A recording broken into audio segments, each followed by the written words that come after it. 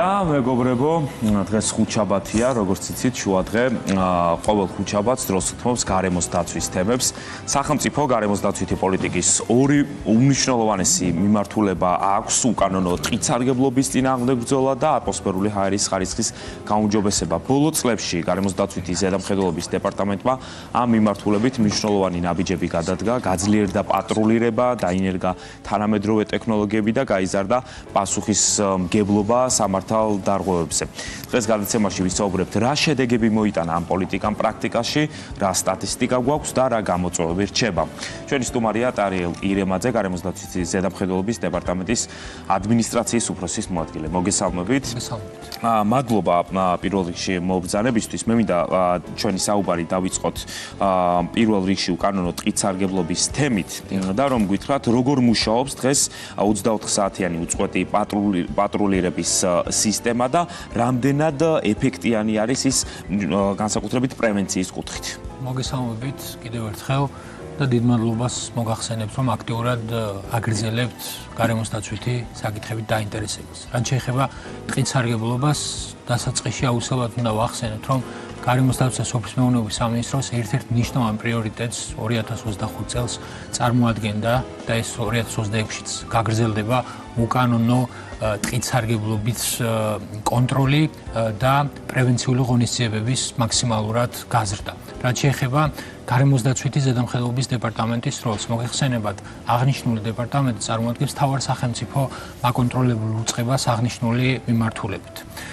ბოლო წლების განმავლობაში მინდა გითხრათ, რომ გარემოს დაცვის ზედამხედველობის დეპარტამენტმა დანერგა რამდენიმე მნიშვნელოვანი ინოვაცია და ეს ეხება არა მხოლოდ ეკიპაჟების, ესე თქვათ, გაზრდას, პატრულირების გაძლიერების თვალსაზრისით, არამედ ასევე სხვადასხვა თანამედროვე ტექნოლოგიების შემოტანას და დამკვიდრებას, როგორც არის მაგალითად უპილოტო საფრენი აპარატები, დრონებით კონტროლი სხვადასხვა მიუვალ წერტილებში, ასევე სხვადასხვა ღამის ხედვის სპეციალური საშუალებების გამოყენება და დამატებით სხვადასხვა სპეციალური საშუალებები, რომელიც ჩვენ პატრულირების ეკიპაჟებს სხვადასხვა რეგიონალური მასშტაბით სპეციფიკიდან გამომდინარე ეხმარებათ სწორედ უკანონო ტყით-სარგებლობის კონკრეტული ფაქტების გამოვლენაში. აი, პრაქტიკაში რომ გითხრათ, ეხლა თქვენ რაზეც ისაუბრეთ, დრონებზე, ფოტოხაფანგებზე, რაც ერთგვარი ინოვაცია არის და თანამედროვე ტექნოლოგიების დანერგვა არის. პრაქტიკაში როგორ ცვლის ეს ინსტრუმენტები სამართალდარღვევის გამოვლენის ხარისხს? გულისხმობ თუნდაც დროში რამდენად უფრო პრაქტიკული და სწრაფი არის და რა თქმა უნდა ხარისხზეც მაქვს კითხვა. კი ბატონო, საკმაოდ საინტერესო კითხვა. მოგეხსენებათ, რამდენიმე წლის წინ დაახლოებით 5 წლის წინ მსგავსი, ესე თქვა, თანამედროვე ტექნოლოგიების არარსებობის პირობებში მხოლოდ ძირითადი დასაყრდენი რესურსი ეს იყო ადამიანური ფაქტორი, ანუ ეკიპაჟების რაოდენობა, ადამიანები, რომლებიც გადაადგილებიან სხვადასხვა რეგიონში და საკუთარი, ესე თქვა, მწირი რესურსებით ახერხებენ სხვადასხვა ტიპის ფაქტების გამოვლენას. აქ არ არის საუბარი მხოლოდ უშუალოდ, ესე თქვათ, მხოლოდ უკანონო ტყით-სარგებლობაზე. აქ არის ბევრი სხვა ეტაპი და ასპექტი, მაგალითად, როგორც არის უკანონო სახერხის საამქროები და თქვენ იცით, საკმაოდ, ესე თქვათ, მრავალი გამოვლენა ამ მიმართულებითაც აქვს დეპარტამენტს. რაც შეეხება ეფექტურობას, თქვენ კითხვას დაუბრუნდები. სწორედ მსგავსი, ესე თქვათ, ტექნოლოგიების შემოტანამ ჩვენ ერთი პატრულირების, ესე თქვათ, პერიოდში პრევენციის და გამოვლენის დრო შეგვიმცირა და მეორე საკმაოდ მოიმატა გამოვლენების რაოდენობა კონკრეტულ, ესე თქვათ, სტატისტიკურ ჭრილებში. იქნებოდა ეს უკანონო სახერხი საამქროების გამოვლენა, იქნებოდა ეს სხვადასხვა ტიპის, ესე თქვათ, ტრანსპორტირებები უკანონო და ასე შემდეგ, რომელიც მათ შორის, ესე თქვათ, დაკავშირებულია არა მხოლოდ, ესე თქვათ, თანამედროვე ტექნოლოგიებთან, რომელსაც ჩვენ საუბრობთ, არამედ პატრულების გაძლიერებასთან და გაძლიერებაში ჩვენ გულისხმობთ აქ პატრულების ეკიპაჟების დამატებას კონკრეტული მიმართულებით და ასევე მათ გადაიარაღებას. ბატონ ტარიელ, ჩვენ ვისაუბრებთ სტატისტიკაზე, რაც უკვე შესაძლებლობას მოგცემს ციფრებში ვნახოთ თუ ამ თანამედროვე ტექნოლოგიებმა რა შედეგები მოგცა, თუმცა მანამდე მინდა გითხოთ სანქციებთან დაკავშირებით და ვიცით რომ შეიცვალა და გაიზარდა სანქციები და ჯარიმები. თუ შეგიძლიათ აი ამაზეც რომ გითხრათ, გამკაცრება მხრივ რა აცვლებებს გვაძლევს და რამდენად ეფექტური არის ჯარიმების გაზრდა აი ამ მიმართულებით.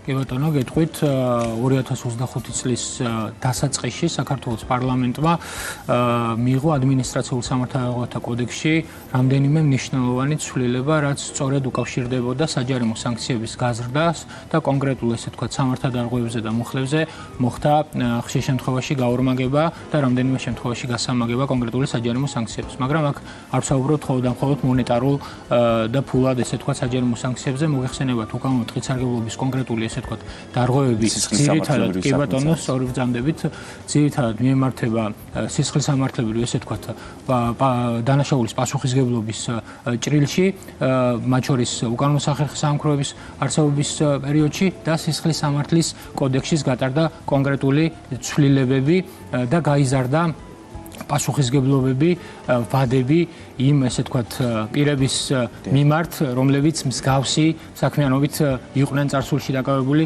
და მომავალში აპირებენ მსგავსი საქმიანობის განხორციელებას. შესაბამისად, გარემოს დაცვის ზედამხედველობის დეპარტამენტის და ზოგადად სამინისტროს მთავარი მოწოდება ყოველთვის იყო და დღემდე რჩება ის, რომ მოვერიდოთ მსგავსი ფაქტების ჩადენას, რადგან პატრულირება მთელი საქართველოს მასშტაბით არის ძალიან გაძლიერებული. ვიყენებთ საკმაოდ ეფექტურ საშუალებებს, შესაბამისად ჩვენი მხრიდან თითოეულ ფაქტზე გატარდება მყისიერი რეაგირება და გატარდება მათ შორის კანონით გათვალისწინებული ზომები. თქვენ სხვადასხვა დარღვევაზე საუბრობდით და შესაბამისად იმ პასუხისმგებლობაზე, რის წინაშე შეიძლება აღმოჩნდეს სამართალდამხვევი. მე მინდა მიმდინარე წლის მონაცემებზე ვისაუბრო. 2025 წლის 11 თვეში გამოვლენილია 1653 ფაქტი და დალუქულია 50-ზე მეტი, უფრო ზუსტად კი 57 უკანონო სახერხი საამქრო. მაინტერესებს რა ტიპის დარღვევები ჭარბობს დღეს საინტერესოა და როგორ იცვლება თუნდაც ბრაკონიერების ქცევა ამ მიმართულებით. კი ბატონო, მე მოგახსენებთ, რომ წლების განმავლობაში საზედამხედველო ფუნქციები და მათ შორის კონკრეტული ესე თქვათ ტექნიკა ვითარდებოდა და მათ შორის გარკვეული ინოვაციები იქნა შემოღებული. ასევე მინდა გითხრათ, რომ ამ წლების განმავლობაში საკმაოდ განვითარდა ბრაკონიერების კონკრეტული უნარები და მათ შორის ტექნოლოგიურად განვითარდნენ, ასევე ფანტაზია საკმაოდ განვითარდა. მე მინდა მოგიყვანოთ ერთ-ერთი საკმაოდ ესე თქვათ ბჭყალებში ინოვაციური მაგალითი, რომელიც რამდენიმე კვირის წინ დაფიქსირდა, სვანეთიდან მომავალი ავტოსანტრანსპორტო საშუალება, რომელიც სპეციალურად განკუთვნილი იყო, ეს იყო ბენზომზიდი, ესე თქვათ, ჩვენი ეკიპაჟების მხრიდან შეჩერდა სამეგრელოს ტერიტორიაზე და დათვალიერება მოხდა სპეციალურად, კადრებსაც ხედავს მაყურებელი და აღმოჩნდა საკმაოდ დიდი რაოდენობის და დიდი ოდენობის ხეტყით დატვირთული ავტომობილი, რომელიც სპეციალურად განკუთვნილი არის დიზელისა და ბენზინის ტრანსპორტირებისთვის. აქედან გამომდინარე, როგორც ვახსენეთ, საკმაოდ ვითარდება მსგავსი ესე თქვათ მიდგომები, ტექნოლოგიები. არაერთი ფაქტი გქონია ესეთი, მაგრამ ჩვენი ესე თქვათ გაძლიერებული პატრულებით, გარკვეული ტიპის ესე თქვათ შესაბამისი ინფორმაციებით და შესაბამისი მიდგომებით ვცდილობთ, რომ მაქსიმალურად არ გამოგვქცეს არაერთი ფაქტი და ნებისმიერ ესე თქვათ სამართალდამხვევაზე მოვახდინოთ ყისიერი რეაგირება. ჩვენ როგორც ვიცით, სოფლის მეურნეობისა და გარემოს დაცვის სამინისტრო ბევრი მიმართულებით საინფორმაციო კამპანიასაც ახორციელებს, თუნდაც იმისთვის, რომ საზოგადოების ცნობიერება ამაღლდეს, მაგრამ როდესაც კონკრეტული რამ ფინანსებს ეხება, იქ რთული არის ადამიანების მართვა, ასე ვთქვათ, მაგრამ ყოველ შემთხვევაში სამინისტრო მაქსიმალურს აკეთებს ცნობიერების ასამაღლებლად. გარდა ამისა, როგორც ვიცით, მოსახლეობას თავაზობენ კონკრეტულ ადგილებში გამოყოფას სივრცის, საიდანაც მოხდება ამ შესწავლილი ხეების მოჭრა კანონიერად, შემდეგ დაფირმიშება და აი ასე კანონიერი გზით მიღება იმ ხის, რომელსაც შემდეგ ადამიანები იყენებენ. გეთანხმებით აბსოლუტურად, ეს არის ერთ-ერთი მნიშვნელოვანი საკითხი, რაც შეეხება საინფორმაციო მიმართულებას და სამინისტრო მისი, ესე ვთქვათ, დაქვემდებარებული უწყებების მეშვეობით და მათ შორის ერთ-ერთი მნიშვნელოვანი უწყება სამინისტროს მასშტაბით წარმოადგენს განათლების და ინფორმაციის ცენტრი, რომელიც მუშაობს სწორედ ესეთ საკითხებზე, მაგრამ მათ შორის გარემოს დაცვის ზედამხედველობის დეპარტამენტის ჩართულია ამ მიმართულებით კონკრეტულ რეგიონებში ტარდება დრო შესაბამისი შეხვედრები სხვადასხვა სოციალურ ჯგუფებთან, მათ შორის მოსახლეობასთან და მათ მიეწოდებათ არა მხოლოდ საკანონმდებლო ცვლილებებზე ინფორმაცია, არამედ მათი საჭიროებების მოსმენა ხდება და ხდება შესაბამისი, ესე ვთქვათ, ინფორმაციის მიწოდება და დაგეგმა, რომ მოსახლეობის ინტერესი იქნას გათვალისწინებული. აქ ყველაზე მნიშვნელოვანი აუცილებლად უნდა დავამატო ის, რომ გარემოს დაცვითი ზედამხედველობის დეპარტამენტის ესე ვთქვათ თვითმიზანს არ წარმოადგენს ადამიანების დაჯარიმება ან მათი სანქცირება ან პასუხისმგებაში მიცემა შესაბამისი ესე ვთქვათ ორგანოების მეშვეობით. აქ მთავარი ფაქტორი და მთავარი აქცენტი კეთდება პრევენციაზე, გარემოს დაცვაზე და ადამიანების ჯანმრთელობის გაფრთხილებას. ადამიანების ჯანმრთელობის გაფრთხილებაზე ვსაუბრობთ და მინდა ვისაუბროთ ატმოსფერული ჰაერის თემატიკაზე. უკვე 2 წელია მიმდინარეობს ხილული გამონაბალქვის კონტროლი 4 დიდ ქალაქში, მათ შორის რა თქმა უნდა დედაქალაქშიც და საინტერესოა გითხრათ, რას გვიჩვენებს პრაქტიკა და რა შედეგები დაფიქსირდა ამ წლების განმავლობაში ამ მიმართულებით. ესეც საკმაოდ მნიშვნელოვანი თემა არის. მოგეხსენებათ 2023 წლამდე არ არსებობდა არანაირი კონტროლი ქალაქებში ავტოსატრანსპორტო საშუალებების გამონაბოლქვისა. 23 წლის 4 სექტემბერს დაიწყო მსგავსი კონტროლი საქართველოში, რისი მთავარი მიზანიც არის ატმოსფერული ჰაერის გაჯანსაღება. ეს არის ერთ-ერთი კომპონენტი ამ ესე ვთქვათ კონტროლის გარდა ძალიან ბევრი რამ კეთდება და მოკლედ გეტყვით, თუმცა კონტროლს რომ დაუბრუნდეთ გზებზე თუ თქვენ გადაავლებთ თვალს კონტროლის დაწყებამდე დაუშვათ ვიზუალურად რა ხდებოდა და ეს ინფორმაციები ჩვენ ვიზუალურადაც გვაქვს და მათ შორის სტატისტიკური მაჩვენებელიც ამას აჩვენებს, ძალიან ბევრი ავტომობილი გვხვდებოდა მსგავსი პრობლემით, რომელსაც ჰქონდა გამონაბოლქვი, მათ შორის ცენტრალურ უბნებში ჩვენ ხედავდით ავტომობილებს, რომელსაც ეს პრობლემა ჰქონდა. 23 წლის სექტემბრიდან ბოლომდე ჩვენ გავაკეთეთ გარკვეული ანალიზი. ამ პერიოდში დაახლოებით დაიწერა 5500-მდე საჯარიმო სანქცია 4 ქალაქში.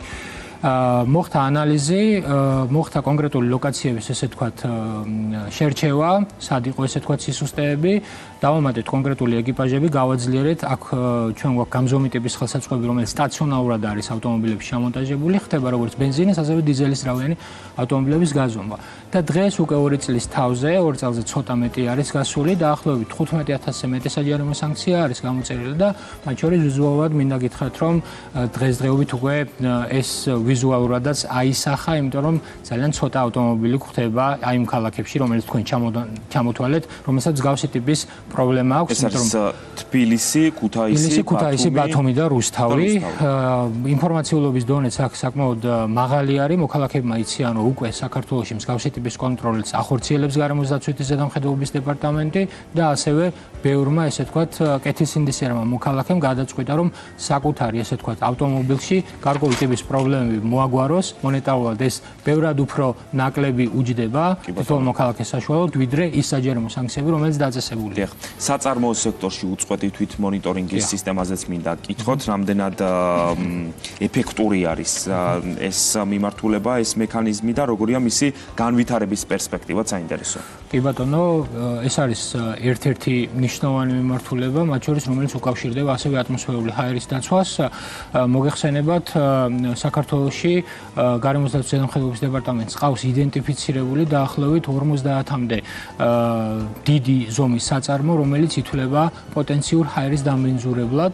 აქ იყოფა სფეროების მიხედვით, საქმიანობის სფეროების მიხედვით აღნიშნული ესე ვთქვათ კომპანიები, სადაც შედის ძირითადად ცემენტის წარმოება, ასევე რკინის წარმოება და ასე შემდეგ, მსგავსი ტიპის საქმიანობების გვაქვს საუბარი.